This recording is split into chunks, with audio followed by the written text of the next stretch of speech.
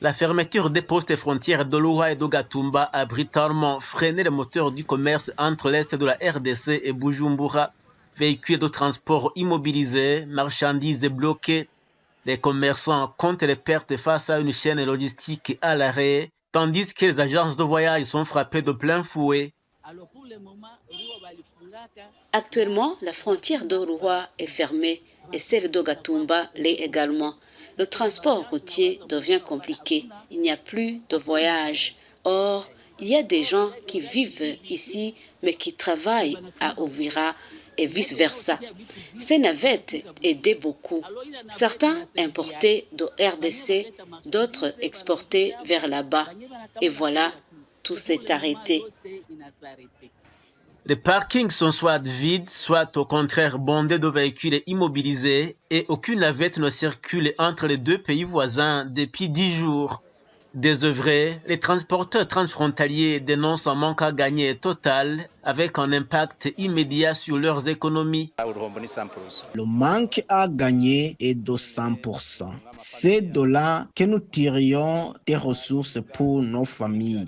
Mais toutes les frontières sont infranchissables. Les conséquences sont nombreuses. Les agences de transport sont fermées, cadenassées. Les documents de transport expirent. Les voitures restent garées. Tout cela est lié à l'insécurité qui règne au Congo. Sur la chaussée d'Uvira, reliant Bujumbura à Uvira, seule la circulation locale est visible. Aucun nouveau produit n'arrive sur le marché, les frontières restant fermées. Conséquence directe, l'approvisionnement se raréfie et les prix flambent à Bujumbura sous l'effet du manque de produits en provenance de la RDC. Ce qui est rare et cher, comme il n'y a pas beaucoup d'approvisionnement, alors on en profite aussi pour un peu augmenter. Ça, c'est ça la vérité. Alors on est obligé d'augmenter un peu. La fermeture prolongée des frontières entre la République démocratique du Congo et Bujumbura impacte fortement le commerce régional avec des conséquences économiques jugées désastreuses. Un analyste met en lumière les effets directs de cette situation sur les échanges, les prix et la survie des acteurs du commerce transfrontalier. Du point de vue économique, c'est la loi de l'offre et de la demande. Donc, si les produits ne sont pas disponibles sur le marché, la demande devient plus importante par rapport à l'offre. Et dans ces cas-là, le prix ne peut faire qu'augmenter.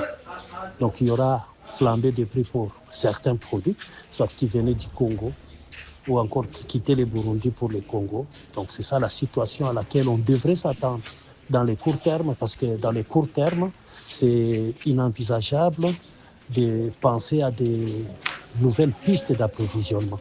Dans le long terme, oui, on peut trouver des solutions, mais sur le court terme, c'est difficile. Et donc, il pourra s'observer cette situation-là, des flambées de prix par rapport à ces prix. Depuis plusieurs jours, transporteurs et commerçants voient leurs activités paralysées, leurs charges s'accumuler.